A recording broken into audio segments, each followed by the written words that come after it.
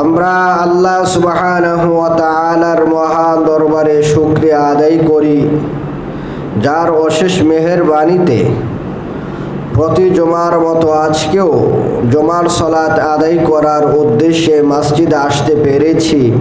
সেই জন্য বলি আলহামদুলিল্লাহ। সম্মানিত উপস্থিতি, আমরা গত জুমায় হেদায়েত পাওয়ার যে মাধ্যম, এটা নিয়ে আমরা আলোচনা শুরু করেছিলাম এবং একটা বিষয়ে আমরা আলোচনা করেছিলাম, সেটা হলো ঈমান এবং নেক আমল করা। আজকেও আমরা হেদায়েত পাওয়ার মাধ্যমের মধ্য থেকে আমরা একটি অথবা দুইটি মাধ্যম নিয়ে আলোচনা করার চেষ্টা করব ইনশাআল্লাহ। বিষয়টি অত্যন্ত গুরুত্বপূর্ণ বিষয়, মনোযোগ সহকারে শোনার মতো বিষয়, কারণ হেদায়েতের সাথে সম্পৃক্ত আলোচনা। আমরা আসলে হেদায়েতের উপরে আছি কিনা এ আলোচনা থেকেও সেটা বোঝা যাবে। আমরা হেদায়েত পেয়েছি কিনা এই আলোচনা থেকে এটা বোঝা যাবে। হেদায়েত যদি কেউ পাইতে চায় সেটাও এই আলোচনা থেকে বোঝা যাবে। আর হেদায়েতের যে ব্যাপারটা, এটা এমন একটা বিষয় যে এটার ফজিলত, হেদায়েতে আছেন আপনি, হিদায়েতের উপরে আপনি আছেন, আপনি জান্নাতে যাবেন, এই একটা আশা আপনার ভিতরে থাকতে পারে, আশা করা যায়। তো একজন মানুষ আল্লাহর দেওয়া হেদায়েতের উপরে সে নাই, তাহলে এই মানুষটার জন্য জান্নাতও নাই। এই কারণে আপনাদের প্রতি আমার বিনীত অনুরোধ থাকবে, আপনারা আলোচনার ভিতরে ঘুমাবেন না, অমনোযোগী হবেন না, নিজেরা কথাও বলবেন না। বলেন তো আজকে আমরা কি নিয়ে আলোচনা করব? হেদায়েত পাওয়ার মাধ্যম। এটা গত জুমাতেও আলোচনা করেছিলাম। আমরা বলেছিলাম যেহেতু এই মাধ্যমগুলো অবলম্বন করলে হেদায়েত পাওয়া যাবে, হেদায়েতের সাথে সংশ্লিষ্ট বিষয়, সেই কারণে আমরা তাড়াহুড়া না করে আস্তে আস্তে আলোচনা করব। তো গত জুমায় শুধু ঈমান এবং নেক আমলের কথা নিয়ে আলোচনা করতে গিয়ে আমাদের সময় শেষ হয়ে গিয়েছিল। এই কারণে আজকে আমরা হেদায়েতের অন্য মাধ্যম নিয়ে, হেদায়েত পাওয়ার অন্য মাধ্যম নিয়ে, গত জুমায় যেটা আলোচনা করেছিলাম এটা বাদ দিয়ে আমরা নতুন মাধ্যম নিয়ে আজকে আলোচনা করব। আজকে আমরা যে বিষয়টা নিয়ে আলোচনা করব, তার প্রথমে আমরা হেদায়েত পাওয়ার জন্য আমাদের পক্ষ থেকে, যেই মানুষটা হেদায়েত পাইতে চায় তার পক্ষ থেকে যথাযথ প্রচেষ্টা থাকতে হবে হেদায়েত পাওয়ার জন্য, সেই বিষয়টা আমরা আজকে আলোচনা করব। অর্থাৎ যে হেদায়েত পাইতে চায়, হেদায়েত পাওয়ার জন্য তার ভিতরে চেষ্টা থাকা লাগবে। আল্লাহ রব্বুল আলামিন নিজে সূরা আনকাবুতের ৬৯ নম্বর আয়াত, সূরা আনকাবুতের সর্বশেষ আয়াতে আল্লাহ নিজে বলেন, ওয়াল্লাযীনা জাহাদু ফীনা, যারা চেষ্টা করে আমাকে পাওয়ার জন্য, যারা চেষ্টা করে আমার রাস্তায় থাকার জন্য, যারা চেষ্টা করে ফীনা, আমার যে দিক নির্দেশনা এটার ব্যাপারে, এটাতে থাকার জন্য, এটা পাওয়ার জন্য যারা চেষ্টা করে, লানাহদিয়ান্নাহুম সুবুলানা, আমি অবশ্যই তাদেরকে সেই রাস্তার দিকে হেদায়েত দিব, সেই রাস্তাটা আমি তাদেরকে দেখিয়ে দেব। ওয়া ইন্নাল্লাহা লামাআল মুহসিনিন, আর নিশ্চয়ই আল্লাহ রব্বুল আলামিন যারা ইহসানকারী, মুহসিন বান্দা, যারা ইবাদত বন্দেগী করতে গিয়ে সর্বোচ্চ পর্যায়ের সৌন্দর্যতার সাথে ইবাদত করে যেই বান্দারা, আল্লাহ তাআলা তাদের সাথে আছেন।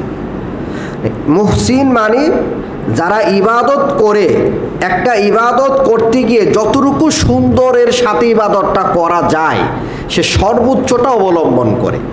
নামাজ পড়তে গিয়ে যত সুন্দর করে নামাজ পড়ার কথা ইসলামে আছে, সর্বোচ্চ পর্যায়ের সৌন্দর্যতার সাথে সে নামাজটা আদায় করে। কুরবানি করতে গিয়ে যত সুন্দর করে, পশুকে যত কম কষ্ট দিয়ে কুরবানি করা যায়, সে সর্বোচ্চ পর্যায়ের কম কষ্ট দিয়ে পশুকে কুরবানি কি করে, পশুটা জবাই করে। এটা হলো ইহসান। এই কাজগুলো যারা করে তাদেরকে বলা হয় কি মুহসিন। লেনদেন করতে গিয়ে লেনদেনের যে সর্বোত্তম পন্থা আছে, সর্বোত্তম পন্থাটা অবলম্বন করে সে লেনদেন করে, এটা হলো মুহসিনদের কাজ। এই কাজটার নাম হলো ইহসান। যারা করে তাদেরকে বলে মুহসিন। অর্থাৎ ইবাদত বলতে যা কিছু আছে সেইগুলোকে সর্বোচ্চ সৌন্দর্যতার সাথে সম্পাদন করার নাম, ইবাদতটা করার নাম হলো ইহসান।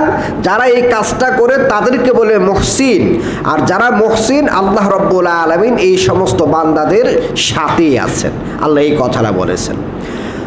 এখানে এই আয়াতের মধ্যে আমাদের আলোচনার সাথে সম্পৃক্ত আয়াতের প্রথম অংশ, আল্লাহ বলেন ওয়াল্লাযীনা জাহাদু ফিনা, যারা আমার রাস্তা পাওয়ার জন্য, আমাকে পাওয়ার জন্য আমার রাস্তায় যারা চেষ্টা করবে, লানাহদিয়ান্নাহুম সুবুলানা, আমি অবশ্যই তাদেরকে হেদায়েত দিব আমার রাস্তার দিকে। আর আমার রাস্তাটা আমি তাদেরকে দেখিয়ে দিব। তো সূরা আনকাবুতের এই সর্বশেষ আয়াত 69 নম্বর আয়াত থেকে স্পষ্ট হয়ে যায় যে আল্লাহ রাব্বুল আলামিনের যে রাস্তা, যেই রাস্তায় চললে জান্নাতে যাওয়া সম্ভব, সেই রাস্তা যেটাকে আমরা হেদায়েত বলে আমরা আপনাদের সামনে আলোচনা করতেছি, আমরা হেদায়েত হিসেবে আমরা চিনি, এটা পাওয়ার জন্য আমাদেরকে কি করা লাগবে? চেষ্টা করা লাগবে। চেষ্টাটা আমরা কিভাবে করব, এটা হলো আমাদের বোঝার বিষয়। একটা বিষয় খেয়াল করেন, আপনি একজন চাকরি প্রার্থী, আপনার একটা চাকরির দরকার, আপনার একটা কাজের দরকার, চাকরির দরকার, এটা আপনি বুঝলেন, কিন্তু আপনি বাসাতেই বসে থাকলেন। একটা কাজ খোঁজার জন্য আপনি বাসা থেকে বের হন নাই। কাজ কোথায় আছে, চাকরি কোথায় আছে, সেই সন্ধান আপনি করেন নাই। আপনি চাকরি কিভাবে নেওয়া লাগবে, কাজটা কিভাবে নেওয়া লাগবে, কোন মাধ্যমে আগালে আমার বিষয়টা এই ক্ষেত্রে আমি সফল হব, সেইগুলো কোনো কিছুই আপনি অবলম্বন করেন নাই। শুধু আপনি বাসায় বসে আছেন, আপনি জানেন আপনার একটা কাজের দরকার, চাকরির দরকার, আপনি আর কিছু করেন না, এটা প্রয়োজন, কিন্তু এটা পাওয়ার জন্য আপনি যথাযথ চেষ্টা করেন না, বাসা থেকে বের হন না। তাহলে বলেন তো, কাজ কি উড়ে এসে, চাকরি কি উড়ে এসে আমাদের হাতে ধরা দিবে? আমাদের কি করা লাগবে? চাকরি যদি করতে চাই, চাকরিটা কোথায় আছে, এটার কোনো সার্কুলার আছে কিনা, সরকারি হোক বেসরকারি হোক, এটাতে অ্যাপ্লিকেশন করতে গেলে কি কি লাগবে, দরখাস্ত করতে গেলে কি কি লাগবে, কিভাবে আবেদন করতে হবে, কোথায় যেতে হবে, পরীক্ষা কিভাবে হবে, সবগুলো জানতে হবে। এটার জন্য আমাদের প্রস্তুতি নিতে হবে, আমাদের চেষ্টা করতে হবে, তাহলে আশা করা যায় আমার হাতে চাকরিটা ধরা দেবে। একটা কাজ, এই কাজটা নেওয়ার জন্য আমার কাজটা কিভাবে নেওয়া যায়, কোন মাধ্যমে আগালে আমি কাজটা পাবো, সব দিক জেনে আমাকে ওইভাবে আগাতে হবে। কাজটা নেওয়ার জন্য আমাকে চেষ্টা করতে হবে, তাহলে আমি কি করতে পারবো, কাজটা আমি পাবো। এটা হলো স্বাভাবিক একটা নিয়ম। তো এখন আমরা জানলাম হেদায়েত পাওয়ার জন্য চেষ্টা দরকার, আমরা জানি হেদায়েত আমাদের দরকার, কিন্তু হেদায়েত পাওয়ার জন্য যথাযথ চেষ্টা দরকার, এটা আমরা অনেকে হয়তো জানি না, বা জানলেও হয়তো আমাদের এই চেষ্টা না, আমাদের অনেকের ভিতরে নাই। দেখেন, আমরা এই চেষ্টাটা বোঝানোর জন্য আমরা আপনাদের সামনে একজন সাহাবীর জীবনীর সামান্য একটু অংশ আপনাদের সামনে তুলে ধরি। রাসূল সাল্লাল্লাহু আলাইহি সাল্লামের বিশিষ্ট একজন সাহাবী সালমান ফারিসি রাদিয়াল্লাহু তাআলা আনহু। সালমান ফারসি রাদিয়াল্লাহু তাআলা আনহু নাম শুনেনি এরকম খুব কম মানুষই আছেন। আপনারা শুনেছেন সালমান ফারসি? শুনেন আর না শুনেন, আজকে শুনেন। সালমান ফারিসি আল্লাহ রাসূল সাল্লাল্লাহু আলাইহি সাল্লামের একজন সাহাবী। ওনার জীবনের এই ঘটনাটা আপনাদের সামনে আমি আজকে যেটা বর্ণনা করব, রাসূল সাল্লাল্লাহু আলাইহি সাল্লামের পুরোটা, সাহাবীর পুরোটা ঘটনা হুবহু বর্ণনা করা আমার উদ্দেশ্য নয়। আমার বোঝানোর উদ্দেশ্য যে চেষ্টা আমাদের করা লাগবে, এটা কীরকম চেষ্টাটা করা লাগবে এটা বোঝানোর উদ্দেশ্য। আমাদের উদ্দেশ্যের সাথে সম্পৃক্ত যতটুকু ততটুকু আমরা বর্ণনা করব। তো রাসূল সাল্লাল্লাহু আলাইহি সাল্লাম নিজেও মাঝে মাঝে সাহাবে কেরামদেরকে সালমান ফারসি রাদিয়াল্লাহু তাআলা আনহুর এই কথাগুলো শোনাতেন। মানে আমার আপনার নবী মানুষকে বোঝানোর জন্য, মানুষকে উৎসাহ দেওয়ার জন্য, সাহাবীদেরকে উৎসাহ দেওয়ার জন্য রাসূল নিজে কি করতেন, সালমান রাদিয়াল্লাহু তাআলা আনহুর জীবনীর এই ঘটনাটা, এই সংশ্লিষ্ট বিষয়টা সাহাবীদেরকে বারবার রাসূল শোনাইতেন। এবং রাসূল এটা পছন্দ করতেন, এটা শোনানোটা। রাসূল যেই ঘটনাটা শোনাইতে পছন্দ করতেন, রাসূল যেই মানুষের জীবনীটা সাহাবীদেরকে উৎসাহ দেওয়ার জন্য তুলে ধরতেন, রাসূল সাল্লাল্লাহু আলাইহি সাল্লাম চেষ্টা জিনিসটা বোঝানোর জন্য যাকে সামনে আনতেন, আমরাও রাসূল সাল্লাল্লাহু আলাইহি সাল্লামের আদর্শের সাথে মিল রেখে চেষ্টা বিষয়টা বোঝানোর জন্য, হেদায়েতের জন্য যথাযথ চেষ্টা বোঝানোর জন্য আমরাও সেই সালমান রাদিয়াল্লাহু তাআলা আনহুর সংশ্লিষ্ট ঘটনাটাই আপনাদের সামনে তুলে ধরার চেষ্টা করব ইনশাআল্লাহ। আল্লাহ রাসূল সাল্লাল্লাহু আলাইহি সাল্লামের আরেকজন সাহাবী আব্দুল্লাহ বিন আব্বাস রাদিয়াল্লাহু তাআলা আনহু থেকে বর্ণিত আপনাদের সামনে আমি যে ঘটনাটা বলবো সেটা। সালমান ফারসি, ওনার বাড়ি হলো, ওনার আসল বাড়ি ছিল ইরানের ইস্পাহান এলাকায়। ইস্পাহান, ইরান তো তৎকালীন পারস্য, যারা পারস্য আমরা যে বলি রোম, পারস্য, এই পারস্য এলাকার অন্তর্ভুক্ত ছিল ইরান। এই কারণে সালমান ফারসি, ওনার উপাধি হলো ফারসি। ইরানের ইস্পাহান, এই ইস্পাহান শহর থেকেই কিন্তু দাজ্জালের আত্মপ্রকাশ ঘটবে। আপনাদেরকে আমি আগেও বলেছিলাম, দাজ্জাল কিন্তু ইসরায়েল থেকে আসবে না। ইসরায়েল ইহুদিদের বসতি, ইসরায়েল থেকে দাজ্জালের আত্মপ্রকাশ ঘটবে বিষয়টা কিন্তু এরকম নয়। ইসরায়েলের তেল আবিবে দাজ্জালকে ঈসা আলাইহিস সালাম হত্যা করবেন, এটা ঠিক আছে, তবে দাজ্জালের আবির্ভাব ইসরায়েল থেকে হবে না।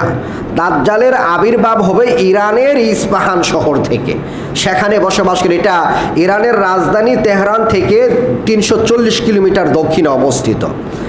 এখানে ইহুদিদের বসবাস, এখানে অনেক ইহুদি আছে, তারা তাদের লক্ষ্যে আগাচ্ছে। এই এলাকার 70,000 ইহুদি, ইরানের ইস্পাহান এলাকার বড় একটা শহর, এখানের 70,000 ইহুদি দাজ্জালের সহযোগী হবে। এই ইস্পাহান এলাকা ছিল সালমান ফারসি রাদিয়াল্লাহু তাআলা আনহুর জন্মস্থান, নিজ এলাকা।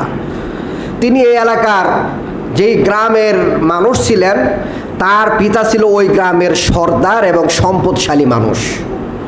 বড়লোক ফ্যামিলির, সম্পদশালী ফ্যামিলির সন্তান ছিলেন কে বলেন তো? সালমান ফারসি রাদিয়াল্লাহু তাআলা আনহু। মনোযোগ দিয়ে শুনবেন। তো বড়লোক ফ্যামিলির মানুষ যদি হয়, স্বাভাবিক তার জীবনে কষ্ট তাকে খুব স্পর্শ করে নাই। অভাবের সংসারে না মানুষ ছোটকাল থেকে কষ্ট করতে করতে বড় হয়। আর বড়লোক ফ্যামিলির হলে সচরাচর আমরা জানি তাকে এমন কষ্ট করতে হয় না, খুব আদর যত্নে, খুব আরাম আয়েসেই বড় হয়। সালমান ফারসি রাদিয়াল্লাহু তাআলা আনহুর বেলায়ও ব্যতিক্রম ছিল না বিষয়টা, তিনিও আরাম আয়েসেই বড় হতে থাকলেন। শুধু তাই নয়, সালমান ফারসি রাদিয়াল্লাহু তাআলা আনহুকে তার বাবা মানে পৃথিবীর অন্য অন্য জিনিসের তুলনায় সবচেয়ে বেশি মহব্বত করতেন এই সন্তানটাকে। এই সন্তানটাকে বেশি মহব্বত করার কারণে তাকে বাড়ি থেকে বাহিরে যেতে দিতেন না, বাড়ির ভিতরেই রাখতেন। আর তারা ছিল অগ্নিপূজক। সালমান ফারসি রাদিয়াল্লাহু তাআলা আনহু, তিনি নিজে, তার ফ্যামিলির সদস্যরা, তার বাবা, এরা ছিল অগ্নিপূজক, আগুনের পূজা করত। আগুনের পূজা কিন্তু আমাদের মুসলমান নামদারি যারা এরকম বহু মানুষ মুসলিম সমাজেও, মুসলমানদের সমাজেও আছে আগুনের পূজা করে। আপনারা জানেন এটা? একটা উদাহরণ দেই। পাক পাঞ্জাতনে কি করে আপনারা একটু বলবেন? আমি পাক পাঞ্জাতন জীবনে দেখি নাই, মানুষদের কাছ থেকে শুনেছি। পাক পাঞ্জাতনে কি করে? মোমবাতি জ্বালানো হয়, 5টা মোমবাতি জ্বালায়া সামনে রাইখা অনেক কিছু করা হয়। এটা কিন্তু আগুনের পূজা। এটা কি আগুনের পূজা? তাদেরকে রাসূল সাল্লাল্লাহু আলাইহি সাল্লাম ডাইরেক্ট অভিসম্পাদ করেছেন। আগুনের পূজা এটা মারাত্মক কঠিন জিনিস। আহলে কিতাব ইহুদি খ্রিস্টান, ইসলামের প্রথম যুগে ইহুদি খ্রিস্টান যদি কোনো পশু জবাই করতো, রাসূল বলতেন তাদেরটা খাও। কারণ ইহুদিরা আল্লাহকে মানে, খ্রিস্টানরা আল্লাহকে মানে। আর তৎকালীন আহলে কিতাবরা তো তারা আসলে তাদের তাওহীদ ঠিক ছিল। কিন্তু পরবর্তীতে ইহুদি খ্রিস্টানরা রাসূল সাল্লাল্লাহু আলাইহি সাল্লামের নবুয়ত যখন পুরোপুরি প্রকাশিত হলো, একটা সময়ে তারা কি হয়ে গেল? ইসলামের শত্রু হয়ে গেল। যার কারণে বর্তমান ইহুদি খ্রিস্টান, এরা আহলে কিতাব, এদেরকে এই কথা বলা যাবে না। যদি কেউ ইহুদি কোনো মেয়েকে, ইহুদি কোনো ছেলের কাছে মেয়ে বিয়ে দেয়, অথবা খ্রিস্টান কোনো ছেলের কাছে মেয়ে বিয়ে দেয়, অথবা ইহুদি বা খ্রিস্টান কোনো মেয়েকে নিজের ছেলেকে দিয়ে কোনো মুসলমান বিয়ে করায়, আর বলে আহলে কিতাবদেরকে বর্তমানে এরা বিয়ে করা জায়েজ আছে, এরকম যদি ফতোয়া দেয়, এটা হবে ভুল কথা। আহলি কিতাব বর্তমানে নাই। বর্তমানে যে ইহুদি খ্রিস্টানদের কাছে যে তাওরাত ইনজিল যেগুলো আছে এগুলো বিকৃত করা আছে। এরপরের কথা হলো, যখন কোরআন একেবারে স্পষ্ট হয়ে গেল, কোরআন যখন আমাদের সামনে চলে আসলো, কোরআন যখন নাজিল হওয়া পূর্ণাঙ্গ হয়ে গেল, রাসূল সাল্লাল্লাহু সাল্লাম আমাদেরকে জানিয়ে দিয়েছেন, এটা আমাদের কাছে শরীয়ত আমাদের কাছে স্পষ্ট করে দিয়েছে, কোরআনকে অনুসরণ করা ব্যতীত আর কোনো গতি থাকবে না। এই কারণে উমর রাদিয়াল্লাহু তাআলা আনহু যখন তাওরাতের কপি এনে তাওরাত পড়তেছিল, তখন আল্লাহ রাসূল সাল্লাল্লাহু আলাইহি ওয়াসাল্লাম প্রচণ্ড রাগ করেছিলেন। সর্বশেষ রাসূল সাল্লাল্লাহু আলাইহি ওয়াসাল্লাম এই কথাও বলেছিলেন, উমর, যদি আজকে তাওরাত যার উপরে নাজিল হয়েছিল সেই মূসা যদি আজকে থাকতো, মূসাকেও আমার অনুসরণ করা ব্যতীত কোনো গতি ছিল না। তার মানে বর্তমান আহলে কিতাব নাই। তো অগ্নি পূজক ছিল সালমান ফারসি রাদিয়াল্লাহু তাআলা আনহু, তিনি নিজে এবং তার ফ্যামিলি, তারা অগ্নি পূজা করত, আগুনের পূজা করত। যেহেতু তার বাবা তাকে খুব আদর করতেন এবং মহব্বত করতেন, বাড়ির বাইরে যেতে দিতেন না, তাহলে তিনি কি করতেন, বাসায় থেকে আগুনকে বারবার জ্বালাইতেন, আগুন যাতে না নিবে সেই চেষ্টা করতেন। কারণ এটা তো তারা এটার পূজা করে, এটার সামনে মাথা নত করে এটাকে সবসময় জ্বালাইয়া রাখতেন। একদিনের ঘটনা, তার বাবার একটা খামারে তাকে কাজের জন্য পাঠালেন। প্রতিমধ্যে তিনি খ্রিস্টানদের সাথে তার দেখা, খ্রিস্টানদের সাথে দেখা মানে খ্রিস্টানরা তৎকালীন সময়ে খ্রিস্টানরা ভালো ছিল। কারণ এটা তো আপনার রাসূল সাল্লাল্লাহু আলাইহি সাল্লামের নবুয়ত প্রকাশ হওয়ার কয়েক বছর আগে। আর ঈসা আলাইহিস সালাম থেকে নিয়ে রাসূল সাল্লাল্লাহু আলাইহি সাল্লামের নবুয়তির আত্মপ্রকাশ আগ পর্যন্ত এই যে সময়টা, কয়েকশো বছরের যে সময়টা, 500 বছর হোক বা যাই হোক, এই সময়টাতে যারা পূর্বের আপনার তাওরাত কিতাব হুবহু অনুসরণ করত অথবা ইনজিল অনুসরণ করত, তারা কিন্তু ভালো ছিল, তারা কিন্তু শরীয়তের উপরে ছিল। তো খ্রিস্টানদের সাথে দেখা, সেখানে দেখলো খ্রিস্টানরা আপনার, আমি কিন্তু ঘটনা হুবহু বর্ণনা করার উদ্দেশ্য, মানে পুরাটা বর্ণনা করার উদ্দেশ্য না, আমাদের প্রয়োজনীয় অংশ বর্ণনা করার উদ্দেশ্য। তো তিনি দেখলেন খ্রিস্টানরা সেখানে সালাত আদায় করে, নামাজ পড়ে। এটা দেখে তো তার কাছে খুব ভালো লাগছে। এটা তিনি সারাদিন সন্ধ্যা পর্যন্ত, তিনি এই যে বাসা থেকে বের হলেন, খামারে আর যান নাই, সন্ধ্যা পর্যন্ত তাদের ইবাদত বন্দেগী দেখলেন। সন্ধ্যার সময় বাসায় আসলেন, আসার পর বাবা জিজ্ঞাসা করলো, কি ব্যাপার, তুমি কোথায় ছিলে? সত্য কথা বললেন সালমান রাদিয়াল্লাহু তাআলা আনহু, আমি এই দেখলাম, আমার কাছে এটা এত ভালো মনে হয়েছে আমাদের আগুনের পূজার তুলনায় এটা কি অনেক ভালো জিনিস। আমি সারাদিন সন্ধ্যা পর্যন্ত আমি এখানেই ছিলাম।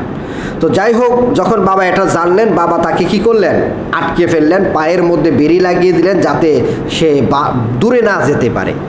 এদিকে তিনি এটা দেখে যে তার মনে একটা মানে এটার প্রতি একটা আগ্রহ জন্মালো, এটা মনেই থাকলো। ইনি এদিকে খবর পাঠালেন ওই খ্রিস্টানদের কাছে কোনো মারফতে, যে তোমাদের কাছে যদি এর আগে এদেরকে জিজ্ঞাসা করছিলেন এই ধর্মের উৎপত্তি কোথায়, মানে এটা তোমরা কোথায় থেকে পেয়েছো? বলছে আমরা সিরিয়া থেকে পেয়েছি। চিন্তা করবেন, শাম থেকে। উনার বাড়ি কোথায়? ইরানের ইস্পাহান, ইরান ওনার বাড়ি। আর এটা শাম থেকে আপনার, এটা উৎপত্তি স্থল বললো শাম। তৎকালীন শাম ছিল বর্তমান ফিলিস্তিন, জর্ডান, লেবানন, সিরিয়া, এগুলো তৎকালীন শামের অন্তর্ভুক্ত। তো সিরিয়ার কথা বলা হলো, আরেকটা দেশ, ভিন্ন একটা দেশ। ইনি বললেন, তোমাদের কাছে যদি ওই এলাকার কোনো দল আসে, ব্যবসায়িক কোনো কাফেলা আসে, আমাকে সংবাদ দিবে, আমাকে জানাবে। আসলো ব্যবসায়িক কাফেলা, তাকে জানানো হলো, বললো তারা যখন চলে যাবে তখন আমাকে বিষয়টা বলবে। সালমান রাদিয়াল্লাহু তাআলা আনহু তাদেরকে বলে রাখলেন। তখন যখন ওই কাফেলা সিরিয়ায় ফিরে যাবে, ব্যবসায়িক কাফেলা, তখন তিনি কি করলেন, বাড়ি থেকে সকল সম্পত্তি রেখে, বাবার আদরের সন্তান, সম্পদশালী এলাকার সবচেয়ে বড় লোকের সন্তান, টাকা পয়সা সব মায়া মহব্বত বাদ দিয়ে, ছোটকাল থেকে যেই মানুষটা আদর স্নেহে বড় হলো, আরাম আয়েশে বড় হলো, সব আরাম আয়েশের কথা চিন্তা করে হেদায়েত পাওয়ার আশায় তার কাছে মনে হলো আগুনের পূজার তুলনায় আগুনের পূজা করে কি করা যাবে না, সফলতা অর্জন করা যাবে না, ওইটা করলে সফল হওয়া যাবে, অতএব ওইটা হলো ভালো কাজ। সেই ভালো কাজ করার আশায় সব কিছুর মায়া ত্যাগ করে তিনি সিরিয়ায় পাড়ি জমালেন ওই কাফেলার সাথে। চেষ্টা, খেয়াল করবেন সালমান রাদিয়াল্লাহু তাআলা আনহুর চেষ্টা। সিরিয়া গেলেন, সিরিয়া গিয়ে তাদের যে ধর্মীয় যে আলেম পাদ্রী, তার সাথে যোগাযোগ করলেন, তার কাছে গিয়ে তার জীবনী বললেন, এই অবস্থা, আমি এই উদ্দেশ্যে আসছি। বলছে তুমি এখানে থাকো। এখানে তুমি থাকো। সালমান রাদিয়াল্লাহু তাআলা এখানে থাকলেন। থাকতে গিয়ে দেখলেন একটা ব্যাপার, যেটা আমাদেরও ভাবার বিষয়, যে এই যে ধর্মগুরু, খ্রিস্টান ধর্মের যে ধর্মগুরু, যে পাদ্রির কাছে সালমান রাদিয়াল্লাহু তাআলা আনহু অবস্থান করতেছেন, উনি মানুষকে অনেক দান সদকা করার কথা বলেন। মানুষকে বলেন দান করার জন্য, দান করা ভালো কাজ, আর লোকেরও অনেক দান করে। কিন্তু তিনি এই দানটা নিয়ম কি, আপনি যখন কারো কাছ থেকে কালেকশন করবেন, অবশ্যই একটা উদ্দেশ্যে কালেকশন করতেছেন, কাউকে দেওয়ার জন্য, কোনো জায়গায় খরচ করার জন্য। তো ইনি দানের টাকার মানে টাকা তো ছিল না, স্বর্ণ রূপা যে জিনিসগুলো ছিল এগুলো তিনি নিতেন, কিন্তু এইগুলো গরিবদের ভিতরে বিলি করতেন না। বিলি না করে নিজেই কি করতেন, গ্রহণ করতেন, জমাইতেন, আত্মসাৎ করতেন। সালমান রাদিয়াল্লাহু তাআলা আনহু, তার কাছে কিন্তু ওই খ্রিস্টান ধর্মের, তৎকালীন সময় খ্রিস্টান ধর্ম ভালো ধর্ম, তার কাছে কিন্তু ওই রকম জ্ঞান ছিল না, ধর্মীয় জ্ঞান ওই রকম ছিল না। তিনি তো সারা জীবন আগুনের পূজাই করেছেন। তিনি ধর্মীয় জ্ঞান অর্জন করে ধর্ম পালনের উদ্দেশ্যে বাড়ি থেকে বের হয়ে গেলেন। তারপরেও ওইটা বুঝলেন, এই মানুষটা যেহেতু অন্যায়ভাবে সম্পদ আত্মসাৎ করে, সে ভালো মানুষ নয়, সে ভালো মানুষ নয়। অন্যায়ভাবে অন্যের সম্পদ যারা দখল করে তারা ভালো মানুষ নয়, তারা ভালো রাস্তায় নেই। কিন্তু আফসোস সম্মানিত উপস্থিতি, আমরা আজকে যারা মুসলমান দাবিদার, আমরা বিষয়টা বুঝি না। আমরা নিজেরাই কি করি, হারামের সাথে জড়িত হয়। অথচ আল্লাহ তাআলা এখানে খুব কঠোরতা আরোপ করেছেন। যাই হোক, এই লোকটা মারা গেল। মারা যাওয়ার পর তার দাফন কাফনের ব্যবস্থা করবে লোকেরা। তখন বললো যে তোমরা এটা করতে আসছো, লোকটা তো ভালো মানুষ ছিল না। কেন? এই কাজ করতো। তোমার কাছে কি প্রমাণ আছে? প্রমাণ আছে, অমুক জায়গায় দেখো তার 60টা কলসি ভরা স্বর্ণের রূপায় ভর্তি 60টা কলস আছে এই জায়গায়। ঠিকই পাওয়া গেল। তখন লোকেরা তাকে, যাই হোক, সে তাকে আর যেভাবে যা করার করলো, সে তো মারাই গেছে। তো তার মৃত্যুর পর আরেকজন স্থলাভিষিক্ত হলো। সালমান রাদিয়াল্লাহু তাআলা আনহু বলেন, ওনার মতো ভালো মানুষ আমার জীবনে আমি আর একজনকেও দেখিনি। এই লোকটার কাছে থাকতে থাকলেন, ইবাদত বন্দিগি করতে থাকলেন। ইবাদত বন্দিগি করতে করতে একটা সময় এই লোকটার যখন আপনার জীবন শেষের দিকে চলে আসছে, মানে দেখে মনে হচ্ছে আর মনে হয় বেশি দিন হয়তো বা সে নাও বাঁচতে পারে, অনেক অসুস্থ হয়ে গেলেন, বয়স্ক হয়ে গেলেন। তখন বললেন যে দেখেন, আমি তো আসলে উস্তাদজি, আমার তো এই অবস্থা ছিল, সেখান থেকে এখানে আসলাম। ওনার পর আপনার কাছে আমি শিক্ষা দীক্ষা গ্রহণ করতাম, এখানে ইবাদত করতাম। এখন আপনার পর আপনি আসলে কার কাছে যাওয়ার পরামর্শ দেন? অথচ খ্রিস্টান ধর্ম শুধু ওই মানুষটাই পালন করতো, বিষয়টা কিন্তু এরকম ছিল না। কথা বুঝেন, সূক্ষ্ম কথা। ওই সময়ে খ্রিস্টান ধর্ম পালন করে এরকম বহু মানুষ ছিল, বহু মানুষ ছিল। এই কারণেই তো তার এলাকায় তিনি দেখলেন খ্রিস্টানদেরকে নামাজ পড়তে। খ্রিস্টানদের ব্যবসায়ী কাফেরা গেল, তাদের সাথে তিনি সিরিয়াতে গেলেন। এখানে তো খ্রিস্টান ছিল বিদায় এখানে কি আছে, খ্রিস্টানদের ইবাদতখানা আছে, ইবাদত করার মতো জায়গা আছে, গির্জা আছে। খ্রিস্টান না থাকলেও তো এত কিছু থাকতো না। তো এত কিছু থাকার পরেও সালমান রাদিয়াল্লাহু তাআলা আনহু বুঝেছিলেন, সবাই যদিও খ্রিস্টান ধর্ম মানতেছে, এরা সবার মানার কি না, সবার দিন ঠিক নয়, সবার মানার পদ্ধতি সঠিক নয়। আমরা অথচ বিষয়টা বুঝি না। মুসলমান বললেই তার সব কিছুই ঠিক না। রাসূল সাল্লাল্লাহু আলাইহি সাল্লাম বলে দিয়েছেন, দিন অপরিচিত অবস্থায় মদিনা, ওই মক্কা মদিনা থেকে এসেছে, আবার যেখান থেকে এসেছিল সেখানে ফিরে যাবে। মানে মানুষের সংখ্যা, প্রকৃত দিনের অনুসারী সংখ্যা কমে যাবে। আল্লাহ বলে দিয়েছেন, অধিকাংশ মানুষ ঈমান আনার পরেও মুশরিক, তার মানে ঈমানের দাবিদার হবে, সে ঈমানদার হবে না। আল্লাহর কথা, অতএব এমনটা হবে। কিন্তু আমরা বিষয়গুলো নিয়ে চিন্তা করি না। সালমান রাদিয়াল্লাহু তাআলা আনহু এই কথা ভাবেন নাই, এই যে সমাজের মানুষ এরা তো খ্রিস্টীয় ধর্ম পালন করে, আমার মতো ইবাদত বন্দিগি করে, তাহলে আমি এদের সাথে থেকে যাই, এদের সাথে ইবাদত বন্দিগি করি।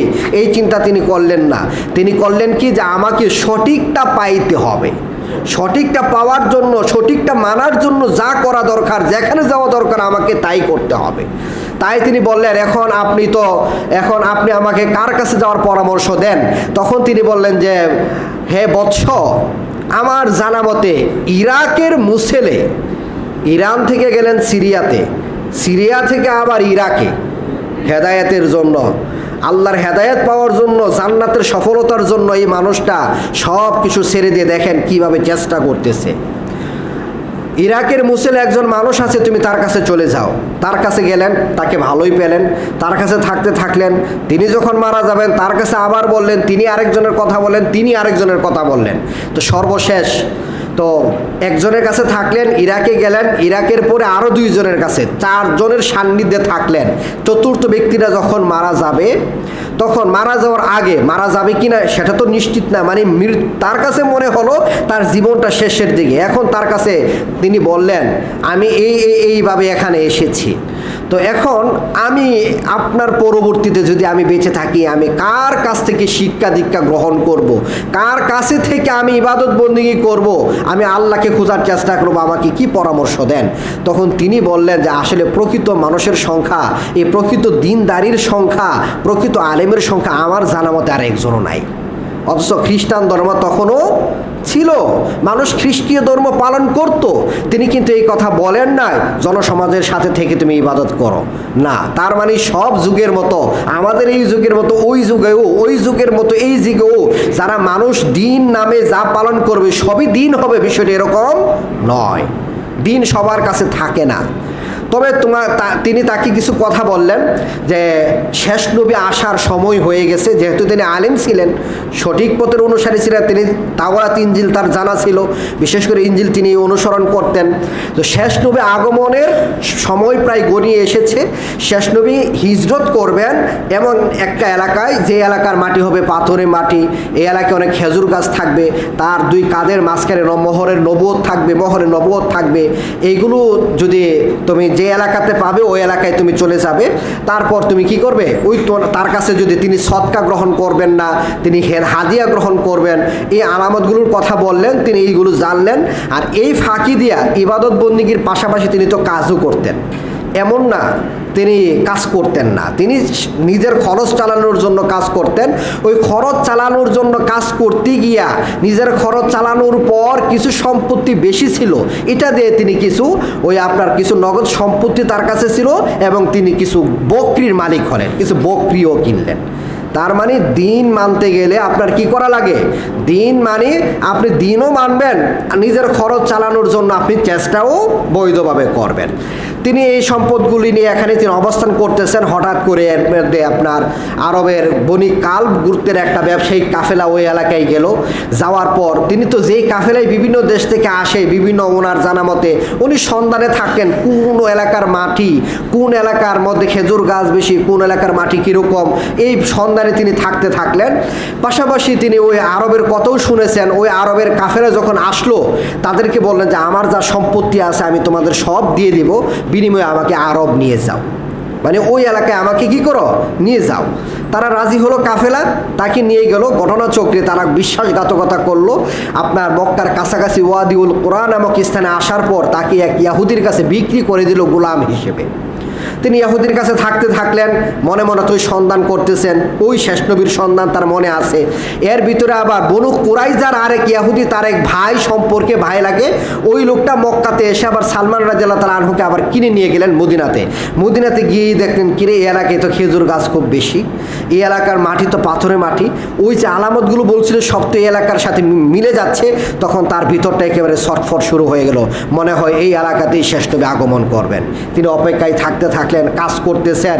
একদিন খেজুর গাছের উপরে আছেন কাজ করা অবস্থায়, এমন সময় ওই তার মালিক, ইয়াহুদি মালিকের কাছে তার আরেক আত্মীয় এসে বলল, এই শুনছনি ঘটনা তো একটা ঘটে গেছে।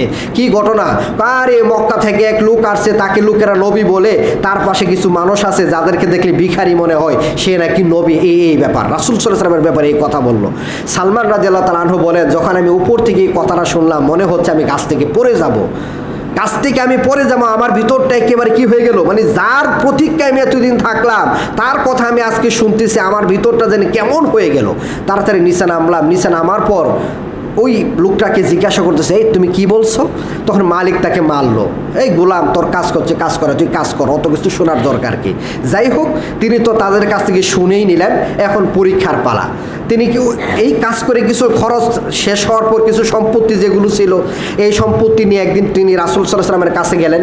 রাসূলের কাছে গিয়ে বললেন, এগুলো দানের সম্পদ, সৎকার সম্পদ, শুনলাম আপনি খুব ভালো মানুষ, আপনার সাথে যারা আছে এরা গরিব দরিদ্র, তো এগুলো হচ্ছে দান, এটা আপনাদের জন্য আমি নিয়ে আসলাম। রাসূল সাল্লাল্লাহু আলাইহি ওয়াসাল্লাম, সালমান রাদিয়াল্লাহু তাআলা আনহু বলেন যে রাসূল সাল্লাল্লাহু আলাইহি ওয়াসাল্লাম এটা আমার কাছ থেকে নিলেন, তবে তিনি নিজে গ্রহণ করলেন না, সব কি করলেন, তাদেরকে বিলিয়ে দিলেন। আলামত প্রথমটা মিলে গেল। আবার কিছুদিন পর আবার গিয়ে বললাম এটা হচ্ছে হাদিয়া, তিনি হাদিয়া গ্রহণ করলেন। এরপর একদিন রাসূল সাল্লাল্লাহু আলাইহি ওয়াসাল্লাম একজন আনসারী সাহাবীর জানাজায় যাইতেছিলেন। সালমান রাদিয়াল্লাহু তাআলা আনহু দেখে দেখে রাসূলকে অনুসরণ করলেন, পিছনে উকি ঝুঁকি মারতেছেন। রাসূল এটা দেখে তাকে জিজ্ঞাসা করলেন, কি ব্যাপার, তুমি এরকম করতেছো কেন? তখন সালমান রাদিয়াল্লাহু তাআলা সবিস্তারিত সব বললেন, এই হচ্ছে ব্যাপার। তখন রাসূল তার মোহরে নবুয়ত দেখালেন, তখন তিনি ইসলাম ধর্ম গ্রহণ করলেন। এরপরে আরও ঘটনা আছে, ওইটা আমাদের আর বলা উদ্দেশ্য না।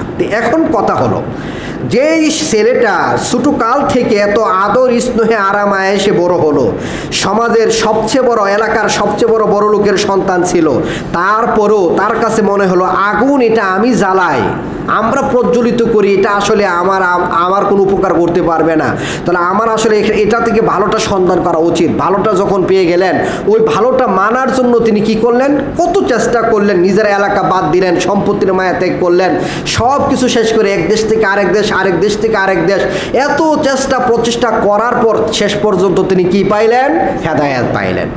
শেষ পর্যন্ত তিনি কি পাইলেন, হেদায়েত পাইলেন। এখান থেকে এটা বোঝা যায়, রাসূল সাল্লাল্লাহু আলাইহি ওয়াসাল্লাম এই কথাটা সাহাবীদেরকে বারবার বলতেন যে হেদায়েত পাওয়ার জন্য আমাদের পক্ষ থেকে চেষ্টা থাকা দরকার, আমাদের পক্ষ থেকে চেষ্টা থাকা দরকার। এখন আমরা তো আমাদের এত দেশ ভ্রমণ করার দরকার নাই, ইসলামের দাওয়াত আমাদের দেশে আছে, ইসলামের বাণীগুলো জানার সুযোগ আমাদের এখানেই আছে।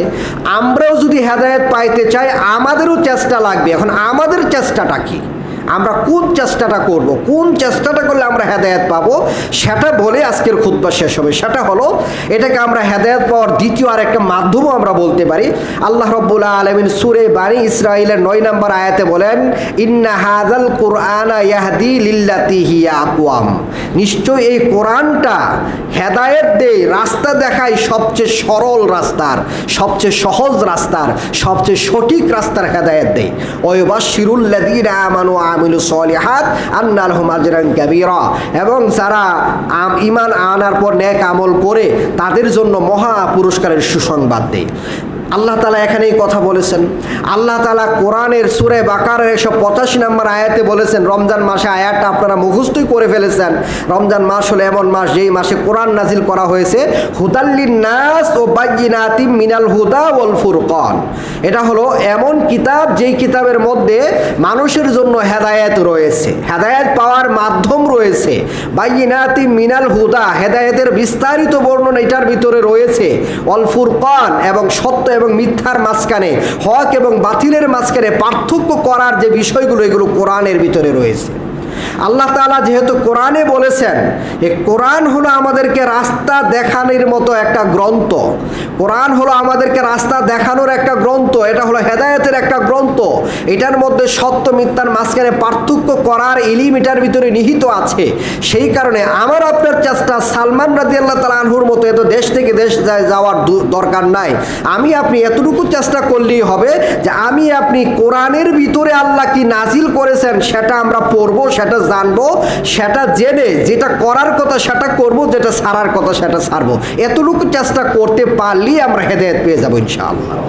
শুধু এতটুকু কাজ। চিন্তা করেন, এই কাজটা করার জন্য আমাদের কত হাজার হাজার টাকা খরচ করা দরকার?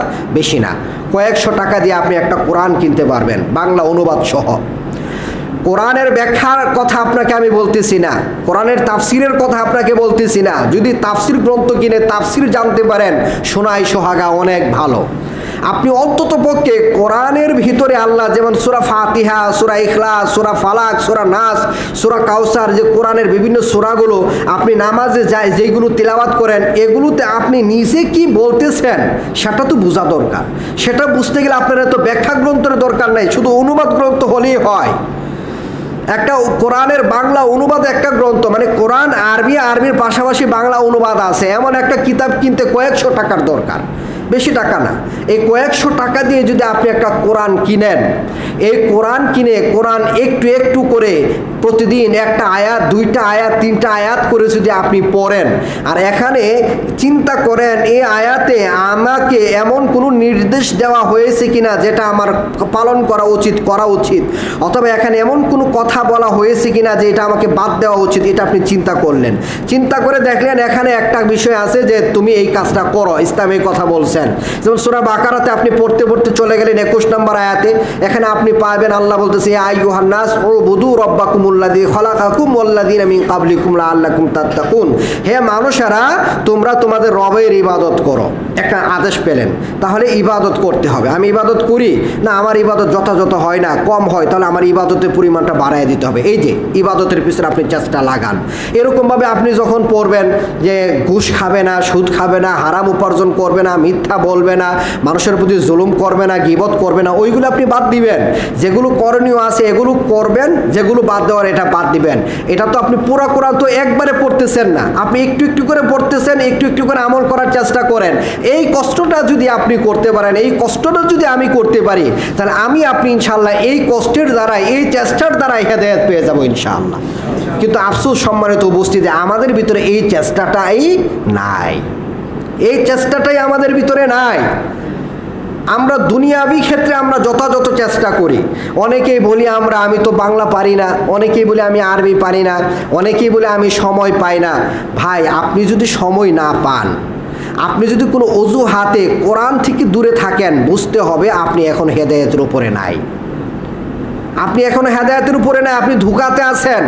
আল্লাহ যে কোরআনে বলেছেন ইয়া আইয়ুহা, যে মা গাররাকা বিরব্বিকাল কারীম, হে মানুষ, ইয়া আইয়ুহাল ইনসানু মা গাররাকা বিরব্বিকাল কারীম, হে মানুষ, তোমাদেরকে কিসে, তোমাদেরকে কোন জিনিসে ধোঁকায় ফেলে রাখছে, আপনাকে বুঝতে হবে আপনি ধোঁকায় আছেন। স্রষ্টাকে প্রাধান্য না দিয়ে অন্য কিছুকে প্রাধান্য দিবেন, তার মানে আপনি ধোঁকায় আছেন। যাকে গুরুত্ব বেশি দেওয়ার কথা, তাকে যদি আপনি গুরুত্ব বেশি না দিয়ে অন্য কাউকে গুরুত্ব দেন, তাহলে আপনি ভালো মানুষ নয়।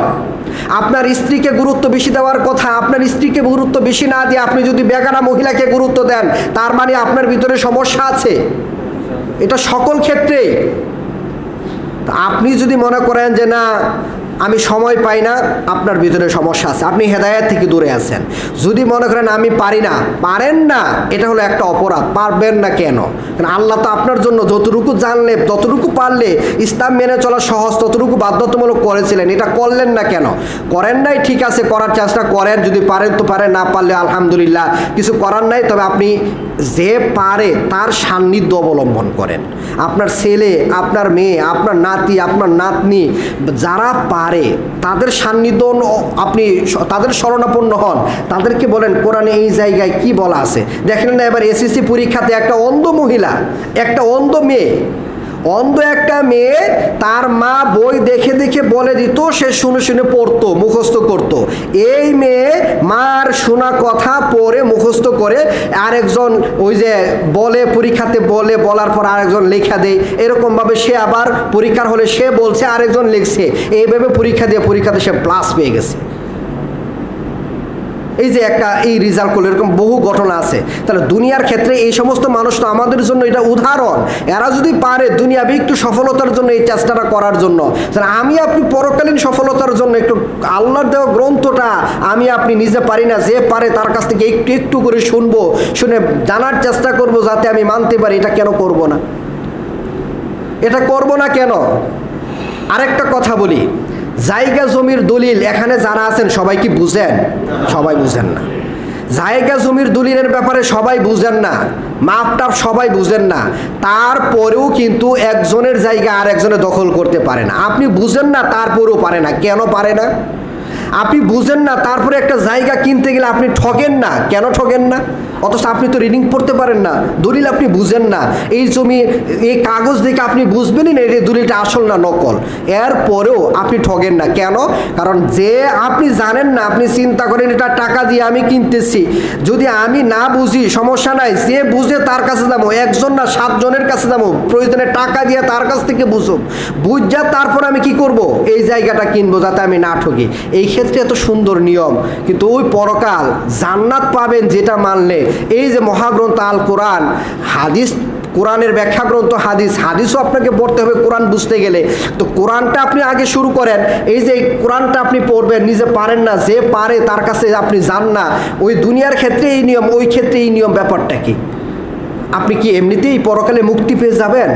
আল্লাহ তো বলে দিয়েছেন সূরা আনকাবুত, যে আনকাবুতের শেষ আয়াত দিয়ে আমি আপনাদের সামনে আলোচনা করলাম। এই আনকাবুত সূরার শুরু দিকে আল্লাহ বলেছেন, মানুষ কি এটা মনে করে, হাসিবান নাস, মানুষই মনে করে যে তারা বলবে আমি ঈমান আনছি আর আমি তাদেরকে জান্নাত দিয়ে দিব? তারা বলবে আল্লাহ আমি ঈমান আনছি আর তাদেরকে আমি জান্নাত দিয়ে দিব। মানুষ কি এমনটা মনে করে? অথচ পূর্ববর্তী মানুষদেরকে পরীক্ষা করা হয়েছে, তাদেরকে বিভিন্ন সমস্যার সম্মুখীন করা হয়েছে, যারা আসলে ঈমানদার কিনা এটা যাচাই করার জন্য। কেমন পরীক্ষা? আল্লাহ আরেকটা সূরার আরেকটা আয়াতে বলেছেন যে তাদেরকে এমন পরীক্ষা করা হয়েছে যে পরীক্ষার কারণে, বিপদের কারণে, ঈমানের পরীক্ষা দিতে গিয়া রাসূল পর্যন্ত, রাসূলের সাথে যে ঈমানদাররা থাকতো তারা পর্যন্ত আল্লাহকে বলতো মাতা নাসরুল্লাহ, আল্লাহর সাহায্য আর কখন আসবে? আর আমাদের অবস্থা হলো আমরা কোনো কিছু জানবো না, কোনো কিছু মানবো না। মুসলমানের ঘরে, নামদারি মুসলমানের ঘরে জন্ম নিয়েছি, আমি মুসলমান হয়ে গেলাম, আমি কালিমে তৈয়বা জানি, আল্লাহ রিজিক দেন, আল্লাহকে আমি বিশ্বাস করি, তাহলে আমি জান্নাত পেয়ে যাব। না ভাই, আপনি লা ইলাহা ইল্লাল্লাহ যতটুকু বুঝেন, আপনার চেয়ে বেশি বুঝতো আবুল আহাব, যে আবুল আহাবের বিরুদ্ধে আল্লাহ তাব্বাত ইয়াদা আবিল আহাবি ওয়া তাব সূরা নাজিল করেছেন। আপনি বুঝেন যতটুকু লা ইলাহা ইল্লাল্লাহর মর্ম, এর চেয়ে বেশি বুঝতো আবুল আহাব, আবু জেহেল বেশি বুঝতো।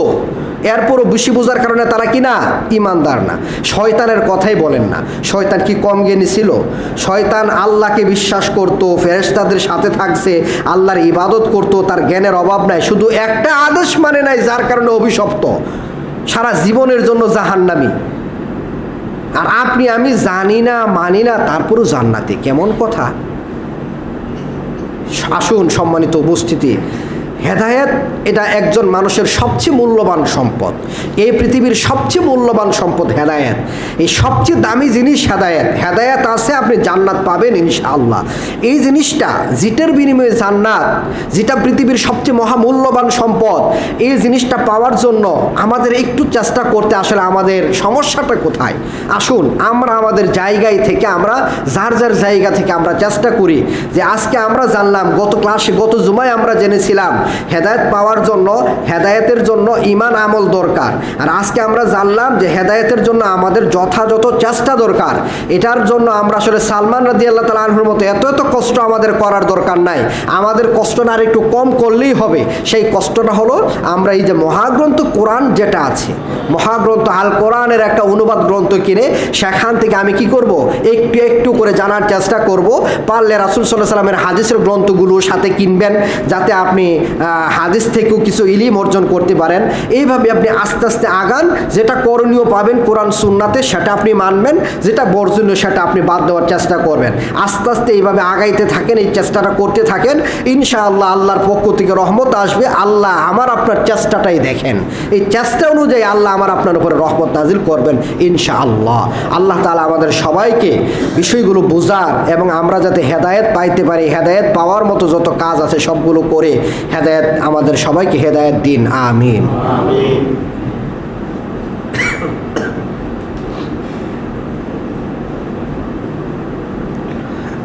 ইন্নাল হামদুলিল্লাহ ওয়াসসালাতু ওয়াসসালামু আলা রাসূলিল্লাহ ওয়া আলা আলিহি ওয়া আসহাবিহি আজমাইন, আম্মা বা'দ। আউযু বিল্লাহি মিনাশ শাইতানির রাজীম। ইয়া আইয়ুহাল্লাযীনা আমানু সাল্লু আলাইহি ওয়া সাল্লিমু তাসলিমা। আল্লাহুম্মা সাল্লি আলা মুহাম্মাদিন ওয়া আলা আলি মুহাম্মাদ কামা সাল্লাইতা আলা ইব্রাহিম ওয়া আলা আলি ইব্রাহিম ইন্নাকা হামিদুম মাজিদ। আল্লাহুম্মা বারিক আলা মুহাম্মাদিন ওয়া আলা আলি মুহাম্মাদ কামা বারাকতা আলা ইব্রাহিম ওয়া আলা আলি ইব্রাহিম ইন্নাকা হামিদুম মাজিদ। আল্লাহুম্মা ইন্না নাসআলুকাল হুদা ওয়াত তুকা ওয়াল আফাফা ওয়াল গিনা। আল্লাহুম্মা ইন্না নাসআলুকা ইলমান নাফিআ ওয়া রিজকান তাইয়্যিবা ওয়া আমালান মুতাকাব্বিলা। আল্লাহুম্মা ইগফির লানা ওয়ারহাম আলা আমওয়াতিনা ওয়াগফির লানা ওয়া লিল মুমিনিনা ওয়াল মুমিনাতি ওয়াল মুসলিমিনা ওয়াল মুসলিমাত। আল্লাহুম্মা اللهم إنا نعوذ بك من عذاب جهنم ونعوذ بك من عذاب القبر ونعوذ بك من فتنة المسيح الدجال ونعوذ بك من فتنة المحيا والممات اللهم إنا نعوذ بك من المعثم والمغرم اللهم إنا نعوذ بك من الكفر والفقر ونعوذ بك من عذاب القبر اللهم حاسبنا حسابا يسيرا اللهم حاسبنا حسابا يسيرا اللهم إنك عفو كريم تحب العفو فاعف عنا اللهم لا تزغ قلوبنا بعد إذ هديتنا وهب لنا من لدنك رحمة إنك أنت الوهاب اللهم ظلمنا أنفسنا وإن لم تغفر لنا وترحمنا لنكونن من الخاسرين اللهم إنا نسألك الجنة الفردوس اللهم أجرنا من النار اللهم آتنا في الدنيا حسنة وفي الآخرة حسنة وقنا عذاب النار اللهم تقبل منا إنك أنت السميع العليم سبحانك اللهم وبحمدك أشهد أن لا إله إلا أنت أستغفرك وأتوب إليك